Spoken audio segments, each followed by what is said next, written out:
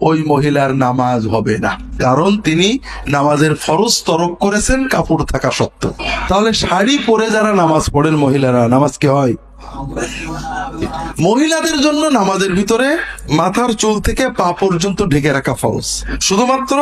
মুখ, কপালের এই চুলের কান থেকে থুতনি, গলা নয়। আর দুই কানের কান্নাক মধ্যবর্তী যে মুখমণ্ডল এবং কবজি পর্যন্ত হাত, এর বাইরে কোনো জায়গা যদি খোলা থাকে, অন্ধকার ঘরে একা কেউ যদি কোনো মহিলা নামাজ পড়েন, তার যদি এইটুকু বাদে কোনো জিনিস খুলে যায়, যেমন মাথার কাপড় সরে যেয়ে চুল বেরিয়ে যায়, অল্প কিছু চুল বেরিয়ে যায়, অথবা কানের নিচে জুলফির চুল বেরিয়ে যায়, অথবা দুটো কানের দুই কান বা এক কান বেরিয়ে যায়, সরে যায় কাপড়, অথবা পিছনের মাথার চুল ঝুলে বাইরে চলে যায়, ওই মহিলার নামাজ হবে না, কারণ তিনি নামাজের ফরজ তরক করেছেন কাপড় থাকা সত্ত্বেও। তাহলে শাড়ি পরে যারা নামাজ পড়েন মহিলা